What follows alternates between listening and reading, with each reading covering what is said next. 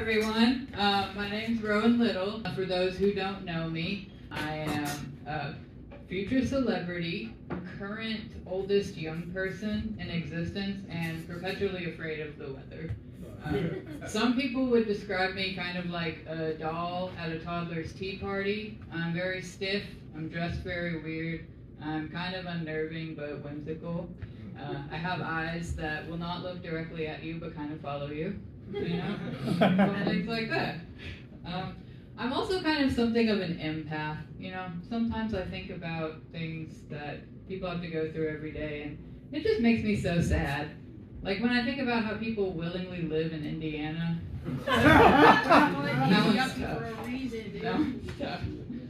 I'm also a big fan of possums. Are there any possum fans in here tonight?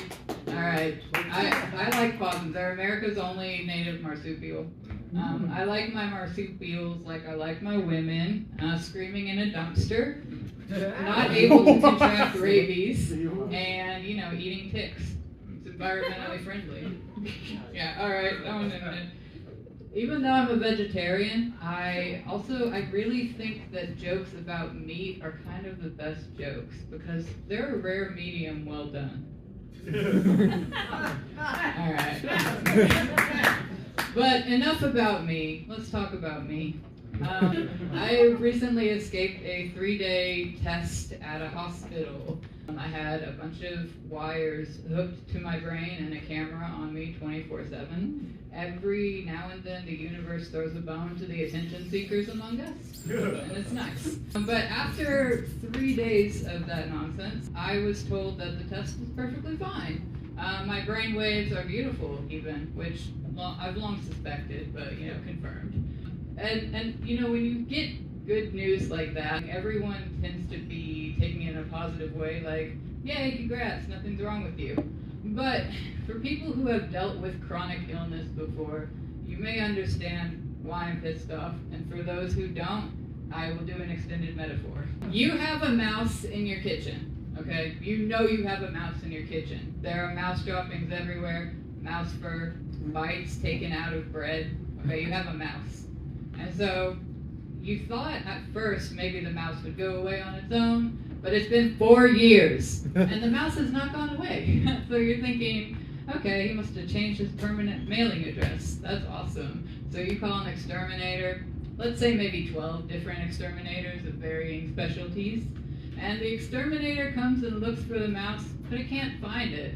So $3,000 later, the exterminator tells you, I couldn't find the mouse, so congratulations, you don't have a mouse problem. Yeah. And you look past the dude, and literally Ratatouille's doing a Fortnite dance. And it's like, it's right there. It's right there. Your friends still complain about the squeaking, and random men on social media tell you, why don't you just listen to the exterminator? He knows what he's talking about. So that's just kind of the last 4 years for me. So that was disappointing. Also, while I was in the hospital, the doctor told me that every neurological symptom I've been having, all the stroke-like episodes, were caused by PTSD. This is interesting because I do not have a diagnosis of PTSD. We had not discussed my psychiatric history, which means this man took one look at me and said, traumatized. Someone's abused this person or should. that was I have kind of an R where people make assumptions about me that are usually correct. Like yesterday a guy asked me, do I have any cats? Which apparently a lot of us relate to that. And I was like, yes, but how do you know? And he said, oh, your injuries. And I have cat scratches all over my arms. And I thought that was funny that was something he picked up on as me being a cat owner. I don't fully understand how cat scratches all over the arm are cool now, but when I was in middle school it was concerning.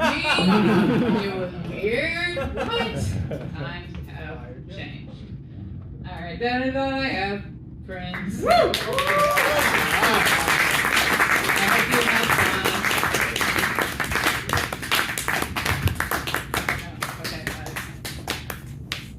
One more time for the beautiful brainwaves of Rowan Little.